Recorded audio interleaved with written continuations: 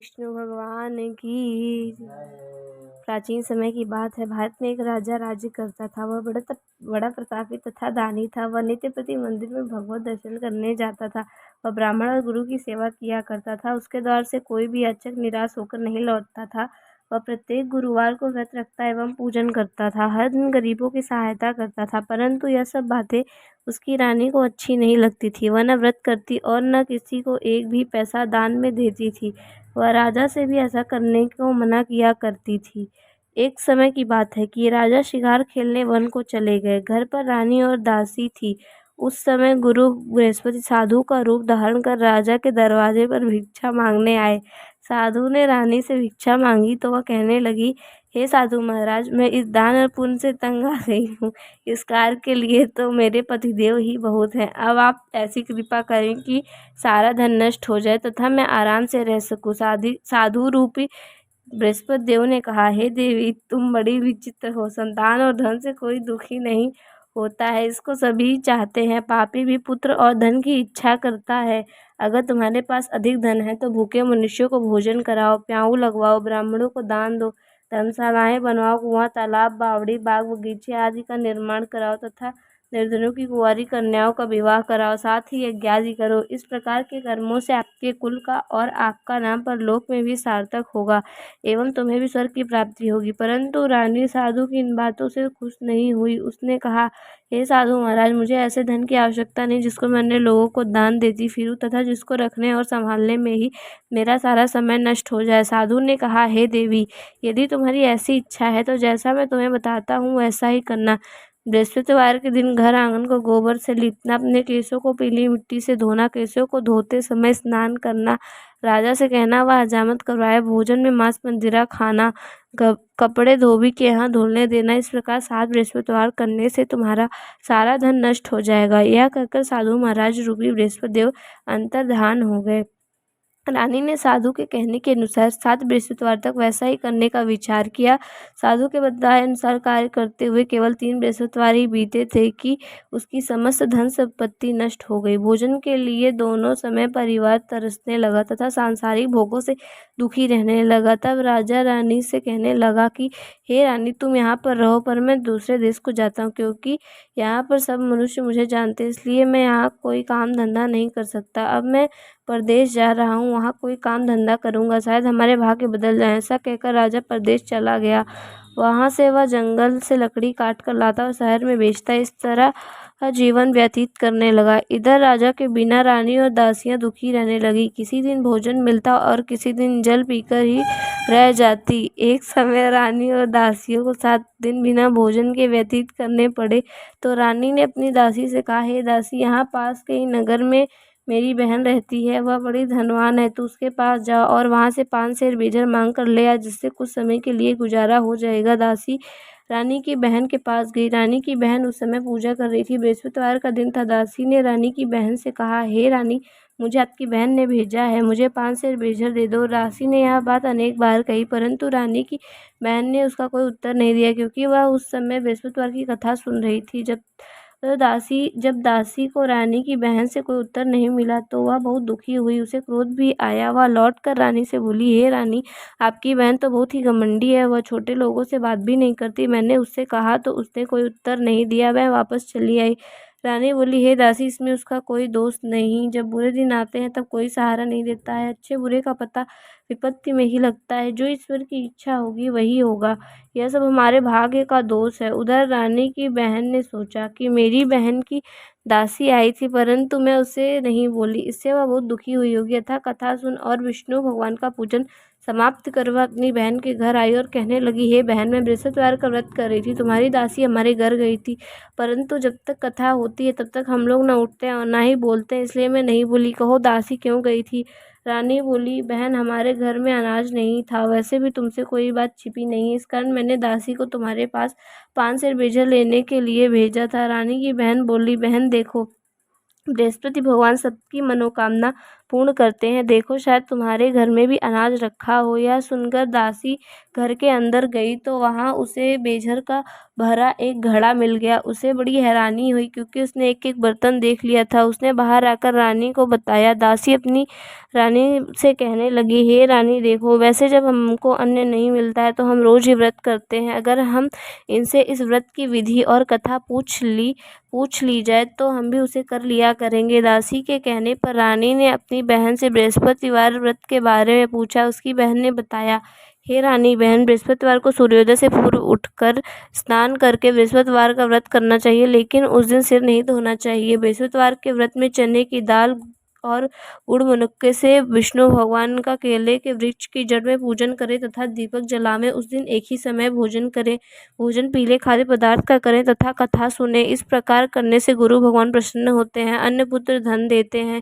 इस तरह व्रत और पूजन की विधि बताकर रानी की बहन अपने घर लौट गई। रानी और दासी दोनों को ने निश्चय किया कि वे बृहस्पति देव भगवान का पूजन जरूर करेंगी। 7 दिन बाद जब बृहस्पतिवार का दिन आया तो उन्होंने व्रत रखा। गुड़साल में जाकर चना और गुड़ बीन लाई तथा उसकी दाल से केले की जड़ में विष्णु भगवान का पूजन किया। अब भोजन कहाँ से आए? दोनों बड़ी दुखी हुई, परंतु उन्होंने व्रत किया था, इस कारण बृहस्पति देव भगवान प्रसन्न थे। वे एक साधारण व्यक्ति के रूप में 2 थालों में सुंदर पीला भोजन लेकर आए और दासी को देकर बोले, हे दासी, यह भोजन तुम्हारे और रानी के लिए है, तुम दोनों करना। दासी भोजन पाकर बड़ी प्रसन्न हुई और रानी से बोली, रानी जी, भोजन कर लो। रानी को भोजन आने के बारे में कुछ पता नहीं था, इसलिए वह दासी से बोली, जा तू ही भोजन कर, क्योंकि तुम्हारी व्यर्थ में हंसी उड़ाती है। दासी बोली, एक व्यक्ति अभी भोजन दे गया है। रानी कहने लगी, वह भोजन तेरे लिए दे गया है, तू ही भोजन कर।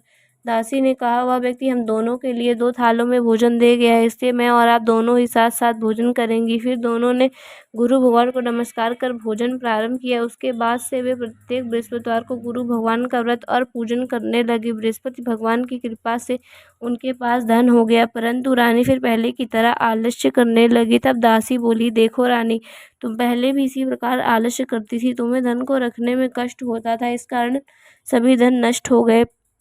अब गुरु भगवान की कृपा से धन मिला है तो तुम्हें फिर आलस्य होता है। बड़ी मुसीबतों के बाद हमने यह धन पाया है, इसलिए हमें दान पुण्य करना चाहिए। तुम भूखे मनुष्यों को भोजन कराओ, प्याऊ लगवाओ, ब्राह्मणों को दान दो, कुआं तालाब बावड़ी आदि का निर्माण करवाओ, मंदिर पाठशाला बनाकर दान दो, कुंवारी कन्याओं का विवाह कराओ। धन को शुभ कार्यों में खर्च करो, जिससे तुम्हारे कुल का यश बढ़े तथा स्वर्ग प्राप्त हो और पितृ प्रसन्न हो। दासी की बात मानकर रानी ने इसी प्रकार के कर्म करने आरंभ कर दिए, जिससे उसका काफी यश फैल गया। एक दिन रानी और दासी आपस में विचार करने लगी कि ना जाने राजा किस दशा में होंगे, उनकी कोई खोज खबर नहीं है। गुरु भगवान से उन्होंने प्रार्थना की और भगवान ने रात्रि में राजा को स्वप्न देते हुए कहा, हे राजा, उठ, तेरी रानी तुझे याद कर रही है, अब अपने देश को लौट जा। राजा प्रातःकाल उठकर जंगल से लकड़ियां काटकर लाने के लिए जंगल की ओर चल पड़ा।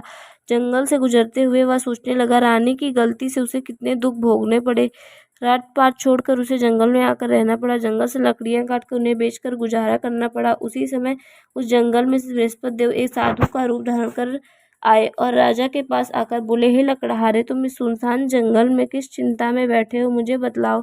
यह सुन राजा के नेत्रों में जल भर आया और साधु की वंदना कर बोला, हे प्रभु, आप तो सब कुछ जानने वाले हैं। इतना कहकर राजा ने साधु को अपनी सारी कहानी सुना दी।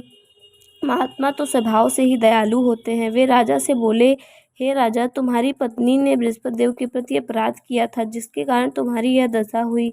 अब तुम किसी प्रकार की चिंता मत करो, भगवान तुम्हें पहले से अधिक धन देंगे। देखो, तुम्हारी पत्नी ने बृहस्पतिवार का व्रत करना आरंभ कर दिया है। अब तुम भी बृहस्पतिवार का व्रत करके चने की दाल व गुड़ और जल को लोटे में डालकर केले के पत्ते से भगवान विष्णु का पूजन करो। फिर कथा कहो या सुनो, भगवान तुम्हारी सब मनोकामनाओं को पूर्ण करेंगे। साधु को प्रसन्न देखकर राजा बोला, हे प्रभु, मुझे लकड़ी बेचकर इतना पैसा नहीं बचता है कि जिससे मैं भोजन करने के बाद कुछ बचा सकूं। मैंने रात्रि में अपनी रानी को व्याकुल देखा है, मेरे पास कोई साधन नहीं जिससे मैं उसका समाचार जान सकूं। फिर मैं बृहस्पतिवार की कौन सी कथा कहूँ या सुनूं, तो मुझे तो कुछ मालूम भी नहीं है। साधु ने कहा, हे राजा, तुम किसी बात की चिंता मत करो। बृहस्पतिवार के दिन तुम रोजाना की तरह लकड़ियां लेकर शहर में जाओ। तुम्हें रोज से दुगना धन प्राप्त होगा, जिससे तुम भली भांति भोजन कर लोगे तथा बृहस्पति देव की पूजा का सामान भी आ जाएगा। बृहस्पति देव की कथा इस प्रकार है। प्राचीन काल में एक बहुत ही निर्धन ब्राह्मण था। उसकी कोई संतान नहीं थी। वह नित्य पूजा पाठ करता, परंतु उसकी स्त्री बहुत मलिनता के साथ रहती थी। वह न स्नान करती और न किसी देवता का पूजन किया करती थी। प्रातःकाल उठते ही सर्वप्रथम भोजन करती, बाद में कोई अन्य कार्य करती। ब्राह्मण देवता बहुत दुखी रहते थे। पत्नी को बहुत समझाते, किंतु उसका कोई परिणाम न निकलता। भगवान की अनुकंपा से एक समय वह उस ब्राह्मण की पत्नी गर्भवती हुई और 10वें महीने एक सुंदर कन्या को जन्म दिया। निर्धन ब्राह्मण कन्या के जन्म से बहुत दुखी हुआ। धीरे धीरे ब्राह्मण की कन्या बड़ी होने लगी। बचपन से उस कन्या की रुचि भगवान विष्णु की पूजा में थी। वह प्रातःकाल उठते स्नान आदि करके भगवान विष्णु की पूजा करने मंदिर में जाती थी। बृहस्पतिवार को व्रत करके विधिवत पूजा पाठ करती थी। पूजा पाठ करने के बाद वह पाठशाला में जाती। घर से चलते हुए वह एक मुट्ठी जौ भरकर ले जाती और पाठशाला के रास्ते में थोड़े थोड़े जौ गिराती जाती थी। जब वह पाठशाला से घर लौटती तो जौ के वह दाने सोने में बदले हुए मिलते थे। लड़की सभी सोने के दानों को मिल लाती थी। एक दिन जब वह सोने के दानों को साफ कर रही थी तो उसकी माँ ने कहा, बेटी, सोने के दानों को साफ करने के लिए सोने का सूप भी होना चाहिए। अगले दिन बृहस्पतिवार का दिन था। उसने भगवान बृहस्पतिदेव की पूजा करती प्रार्थना की, हे भगवान, यदि मैंने आपका व्रत विधिवत किया हो तो मुझे सोने का सूप भी दे दो। भगवान बृहस्पतिदेव ने उसकी मनोकामना पूरी करने का वचन दिया। पाठशाला से लौटते समय उसे रास्ते में सोने का सूप पड़ा हुआ मिला। घर लौटकर सोने का सूप अपनी माँ को दिखाकर वह सोने के दानों को साफ करने लगी। उसी समय उस नगर का राजकुमार उसके घर के पास से गुजरा। उस सुंदर लड़की को सोने के सूप में जल साफ करते देख राजकुमार उस पर मोहित हो गया। महल में लौटकर राजकुमार ने राजा से उस लड़की से विवाह करने की इच्छा प्रकट की तो ब्राह्मण को महल में बुलाकर राजकुमार से उसकी लड़की का विवाह की बात कही गई। ब्राह्मण तैयार हो गया। धूमधाम से उस लड़की का विवाह राजकुमार से हो गया। दुल्हन बनकर ब्राह्मण की लड़की महल में चली गई। लड़की के चले जाने से ब्राह्मण फिर निधन हो गया। उससे कई कई दिन भोजन नहीं मिलता था। वह बहुत दुखी होकर ब्राह्मण एक दिन अपनी लड़की के पास गया। अपने पिता से निर्धनता का समाचार सुनकर उसे बहुत सा धन देकर पिता को विदा किया। उस धन से ब्राह्मण के कुछ दिन तो आराम से गुजर गए, लेकिन जल्दी फिर भूखे मरने की हालत हो गई। ब्राह्मण अपनी लड़की से धन लेने के लिए फिर महल में पहुंचा। लड़की ने पिता की बुरी हालत देखकर कहा, पिताजी, आप आखिर कब तक मुझसे धन लेकर जीवन यापन करते रहेंगे? आप कोई ऐसा उपाय क्यों नहीं करते जिससे आपका घर धन संपत्ति से भर जाए तथा आप ब्राह्मण ने कहा, मैंने तेरी माँ को समझा लिया, पर उसकी समझ में कुछ नहीं आता। उसका फुहड़पन नष्ट हो तो घर की निर्धनता भी दूर हो जाए। तब कुछ सोचकर लड़की ने पिता से कहा, पिताजी, आप कुछ दिनों के लिए माँ को मेरे पास छोड़ जाओ। तब कुछ सोचकर ब्राह्मण की पत्नी लड़की के पास महल में छोड़ आया। लड़की के अपने माँ से कहा, माँ, तुम प्रातःकाल उठकर स्नान आदि करके भगवान बृहस्पति देव की पूजा अवश्य करना। पूजा करने से तुम्हारी निर्धनता अवश्य दूर हो जाएगी। लेकिन उसकी माँ ने उसकी कोई बात नहीं मानी। तब क्रोधित होकर लड़की ने अपनी माँ को एक कक्ष में बंद कर दिया। सूर्योदय के समय माँ को उठाकर जबरदस्ती से स्नान कराया और फिर मंदिर में ले जाकर भगवान बृहस्पति देव की पूजा कराई। कुछ दिनों तक ऐसा करने से माँ की बुद्धि में परिवर्तन हुआ और वह स्वयं बृहस्पतिवार का व्रत रखने लगी। उसके व्रत रखने से ब्राह्मण के घर में भगवान विष्णु की अनुकंपा से धन की वर्षा होने लगी। दोनों पति पत्नी संपत्ति पा करके आनंद पूर्वक जीवन यापन करते विष्णु धाम को चले गए। लकड़हारा बने राजा ने उस साधु से भगवान बृहस्पति देव की यह कथा सुनकर बृहस्पतिवार को व्रत करके विष्णु भगवान की पूजा की। उस दिन से उसका सभी कलेश दूर हो गया। लेकिन अगले दिन बृहस्पतिवार को कामकाज में अधिक व्यस्त रहने के कारण उसने भगवान बृहस्पति देव जी का व्रत नहीं किया। भगवान बृहस्पति देव लकड़हारे से क्रोधित हो गया और उसे भूल की सजा दी। एक दिन नगर के राजा ने नगर में घोषणा करके सबको सूचित किया, प्रत्येक नागरिक मेरे महल में भोजन करने आए। जो नहीं आएगा उसे अपराधी मानकर भारी दंड दिया जाएगा। लकड़हारा बने राजा ने उस नगर के राजा की घोषणा तो सुनी, लेकिन जंगल से लकड़ी काट कर लाने और उन्हें बेचने में देर हो जाने के कारण वह समय पर महल में नहीं जा सका। अतः राजा ने सैनिक लकड़हारे को पकड़कर महल में ले गए। राजा ने उसे महल में कक्ष में भोजन कराया। तभी उसने एक आश्चर्यजनक घटना घटित होती देखी। देखते ही देखते वह खूंटी हार को निगल गई। थोड़ी देर बाद राजा ने हार को गायब देखा तो लकड़हारे को कारावास में डलवा दिया। लकड़हारा मन ही मन अपने भाग्य को कोसने लगा। तभी उसे जंगल में मिले साधु का स्मरण हो आया। थोड़ी देर में भगवान बृहस्पति देव सन्यासी का रूप धारण कर उसके सामने प्रकट हुए और कहा, हे लकड़हारे, तूने भगवान बृहस्पतिदेव की पूजा नहीं की, इसी कारण तुम्हें यह कष्ट हुआ है। लेकिन अब चिंता मत कर, बृहस्पतिवार के दिन कारागार के दरवाजे पर तुम्हें कुछ पड़े हुए पैसे मिलेंगे। पैसों से भगवान बृहस्पतिदेव का व्रत करके तुम उनकी पूजा करना, तो तुम्हारे सब दुख नष्ट हो जाएंगे। बृहस्पतिवार के दिन दरवाजे पर पड़े मिले पैसों से चने और गुड़ मंगवाकर लकड़हारे ने बृहस्पतिवार की कथा कही, तो भगवान बृहस्पतिदेव ने प्रसन्न होकर उस नगर के राजा को स्वप्न में लकड़हारे को कारागार से मुक्त करने को कहा। सुबह उठकर राजा ने अपने कक्ष में आकर देखा तो रानी का हार उस पर टंगा हुआ था। राजा ने लकड़हारे को मुक्त कर दिया और उसे धन और आभूषण देकर विदा किया। लकड़हारे ने राजा उस नगर से चलकर अपने नगर में पहुंचा तो उस नगर में कुएं, धर्मशालाएं, बाग बगीचे देखकर बहुत प्रसन्न हुआ। राजा ने किसी से पूछा, ये कुएं, धर्मशालाएं किसने बनवाई है? सबने उसे बताया कि यह रानी और उसकी दासी ने बनवाए हैं। राजा महल में पूछा तो रानी ने उसका भव्य स्वागत किया। तब राजा ने निश्चय किया कि सप्ताह में एक बार तो सभी बृहस्पतिवार का व्रत तथा पूजन करते, परंतु मैं प्रतिदिन व्रत किया करूंगा तथा दिन में 3 बार कथा कहा करूंगा। अब राजा हर समय दुशाले में चने की दाल बांधे रहता, दिन में 3 बार बृहस्पतिवार की कथा कहता। कुछ दिनों बाद राजा को अपनी बहन की याद आई तो वह घोड़े पर सवार होकर राजा अपनी बहन से मिलने चला गया।